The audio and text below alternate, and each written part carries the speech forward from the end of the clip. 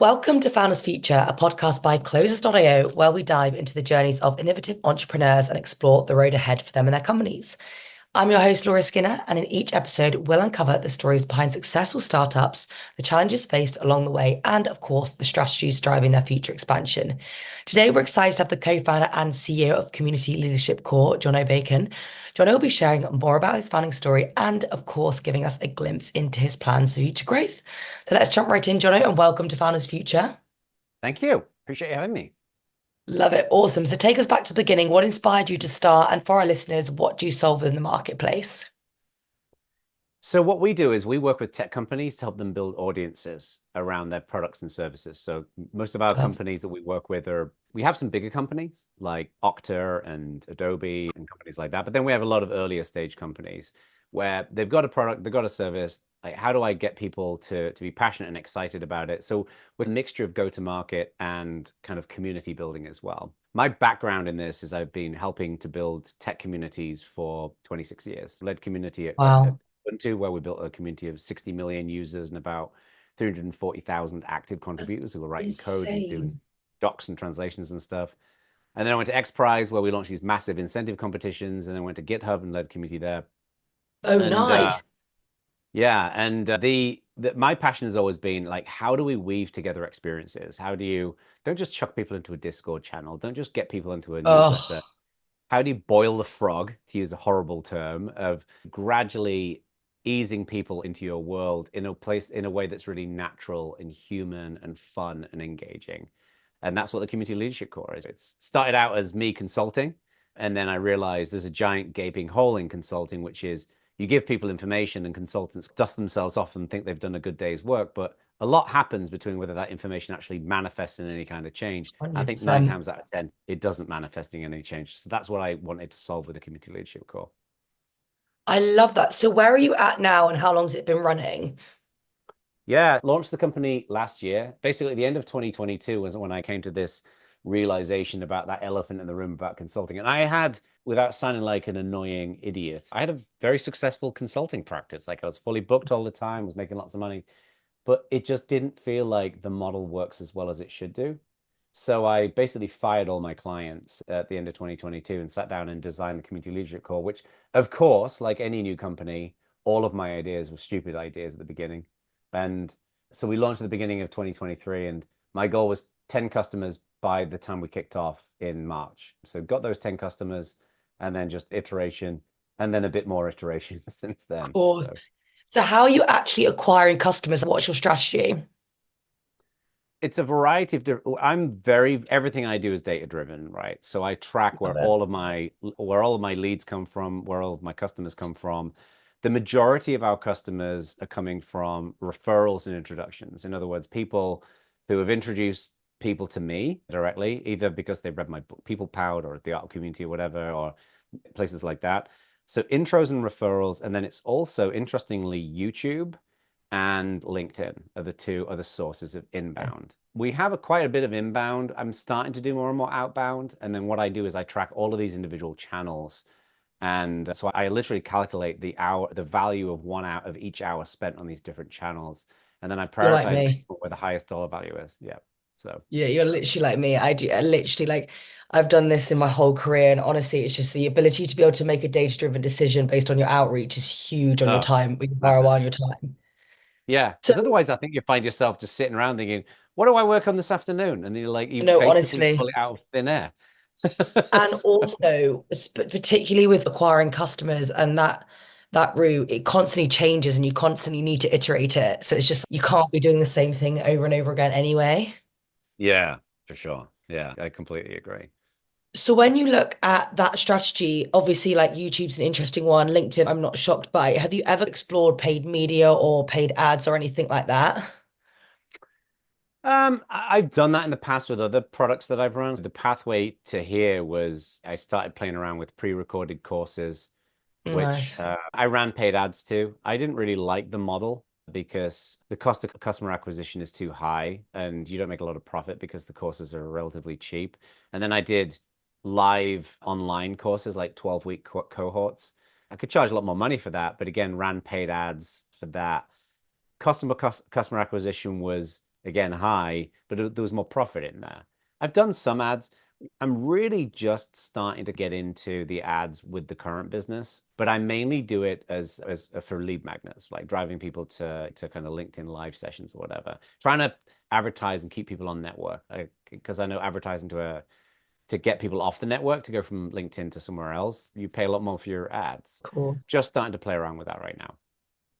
Interesting. And do you think you will be like hosting them on LinkedIn then? Is that what you're saying? That's what I'm playing around with right now. So interesting, like webinars, I call them workshops because I think people hate the word webinar, and rightly because most webinars are terrible. I've ran these on my own. I use a tool called Webinar Jam and I've ran them on there. And I've had good results in terms of like signups and engagement. Like people stick around to the end and That's decent good. results when it comes to lead gen.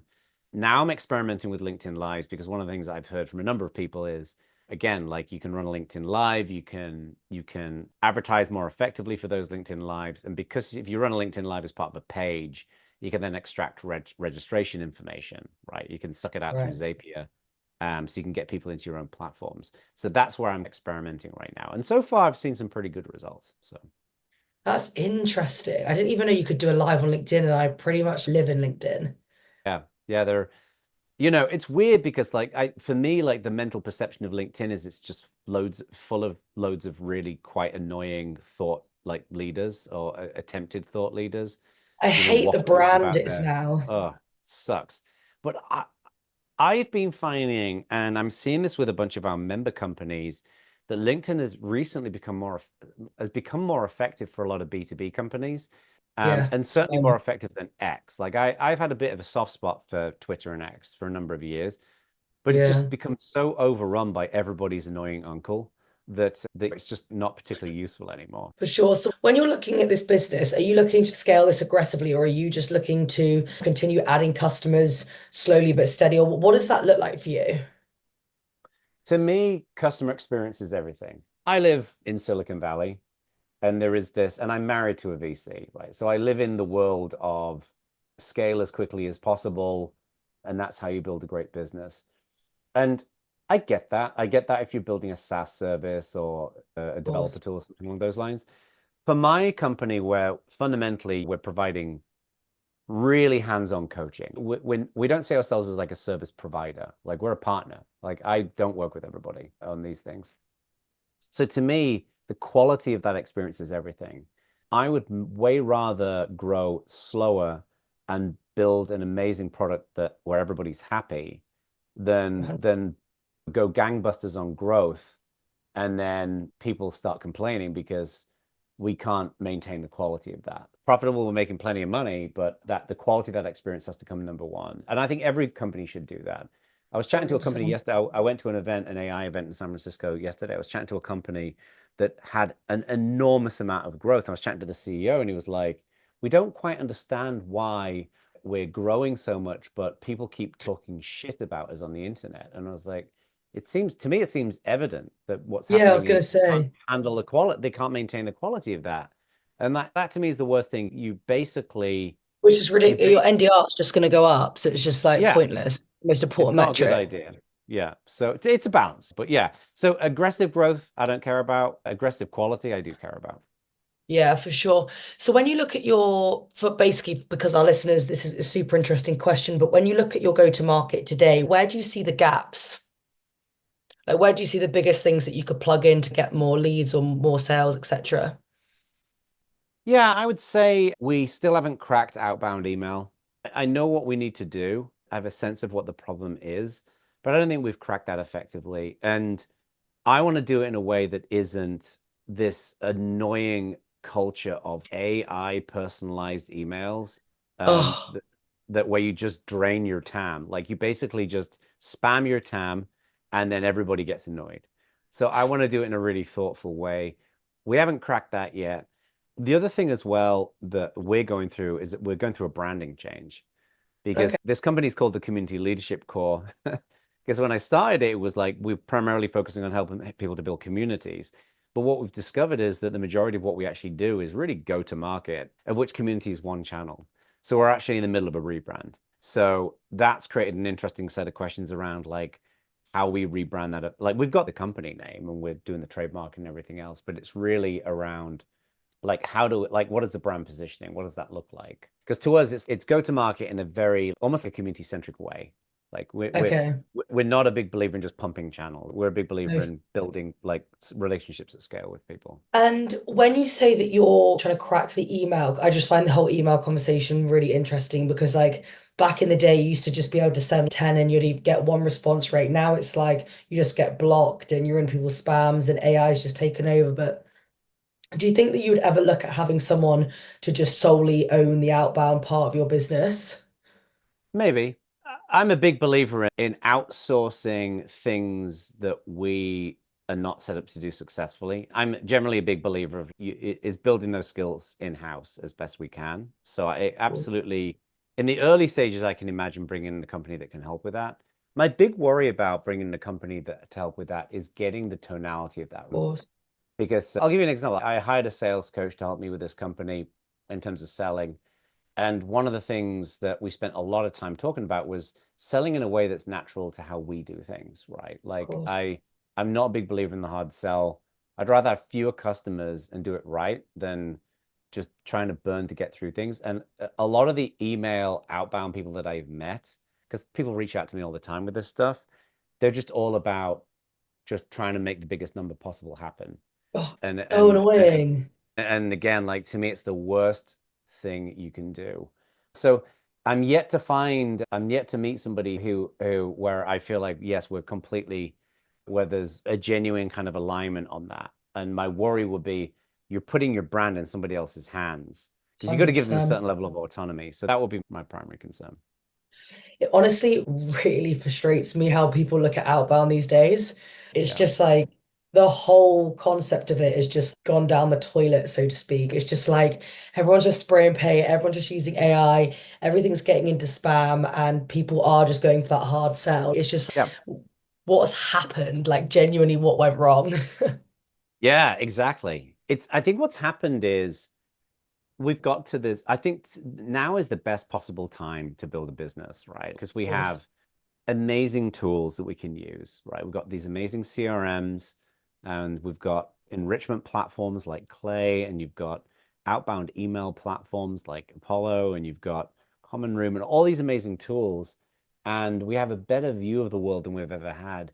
But I think what happens is sometimes people's either their insecurities or their greed shines through and they create really sophisticated workflows and automations that distribute inauthenticity at scale.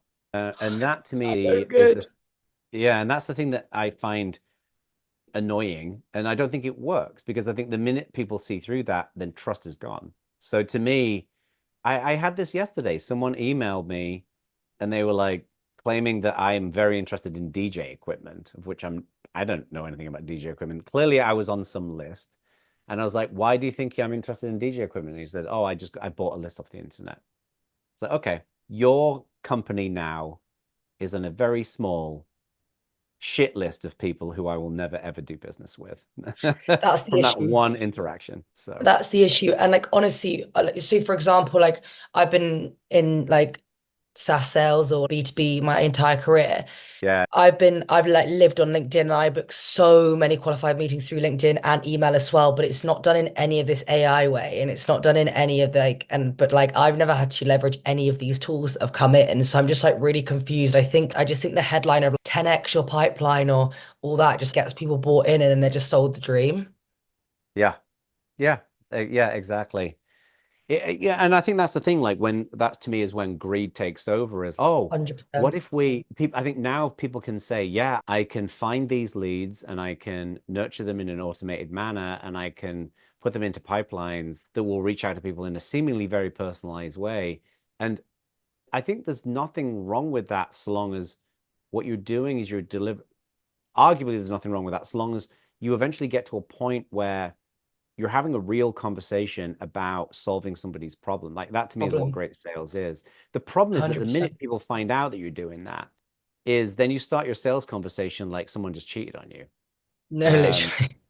and it's that can't possibly be good, No. Well, we'll see. I'm encouraged to see that more and more CEOs. I was at like was hanging out with all these CEOs yesterday, and everybody was at least saying, we don't do that and we don't want to do that. So I feel Okay, like nice. I'm hoping it's getting in that direction. And then obviously we spoke about the outbound part, but you say that you were looking at working with this sales coach or whatever. Do you hold, do you like own the whole sales process as well? So actually closing these clients, or what does that look like for you guys? Yeah, for now we're doing founder-led sales. So Nice. because we're a high ticket item, multiple thousands of dollars a year item. So it's not we're selling $20 a month kind of SaaS services. And even though we're a higher ticket item, we are the equivalent to bring in to do what we do in a company would be like hundreds of thousands of dollars, right? For In sure. terms of the expertise and how hands-on we get. So we essentially provide a high value service for the price of a part-time virtual assistant. But so we don't need a ton of customers to build this business. So right now it's founder-led sales because the company is still quite new. Of Once course. once I get this properly spun up, then I'm going to start bringing in start building out the sales team. My plan to do that is early next year. Like right now, I feel like we're trucking along nicely, and there's just still some bits of that process that I need to dial in. And then once I'm a big believer, get these things dialed in, and then bring people who can really 100%. Just maintain lay the them. foundation. Yeah. So what's it been like for you? I know you went through your kind of like history, but what's it been like for you, like founding the business, running the business? Like, I'd love you just to share with the listeners kind of your insights on that and how that run's been so far. Yeah, it's weird because I feel very lucky because there's like certain, we all have this in our lives, I think, where there's certain chapters close and certain chapters open. And it's a point of we can take a step back and evaluate what was happening at that point. So, for example, I left this company Canonical where we built Ubuntu. That was a big moment in my life because we'd had I this big bet. success story with Ubuntu. And I thought I had a sense of how to do this kind of stuff. And that was the most fun I'd ever had in my career. And then when I transitioned from consulting into building the community leadership core, I thought at that point I had a handle of things and I'd had the most fun in my life. I'm now coming up to 2 years into building the community leadership core, a year and a half, I guess. And I have never had so much fun as doing this. And I've learned more in the last year and a half of doing this than I've ever learned. And also, honestly, faced the real hard challenges as opposed to playing around at the edges. And to me, with what we do, is the really hard challenges are how do you really fit into people's world in a Of way course. that reduces cognitive load, that adds high levels of impact, and putting yourself out there and challenging the weakest elements. I feel it's doing like a three-legged race with yourself. So I've had like things wrapped around me that slowed me down. And I found it an amazingly rewarding experience. High levels of stress, like some sleepless nights, but then I feel like we're really picking off the right problems and it's getting better and better. And at least maybe my customers are bullshitting me. We've never had a complaint. Everybody seems very happy, but I like the fact that it's been getting better and better. And it's the most fun I've ever had. I can't imagine doing anything else. I honestly, that just genuinely makes me really happy. Honestly, that sounds awesome. So, what a way to finish. That does wrap up another inspiring episode of Founders Future. I want to thank Jono for sharing his incredible journeys and insights with us today. To our listeners, if you enjoyed this episode, don't forget to subscribe to Founders Future via wherever you listen to your favorite podcasts. You can also find more resources and insights at closers.io. We're dedicated to helping businesses accelerate their sales through trained appointment setters and world-class marketing systems. We look forward to seeing you in the next one.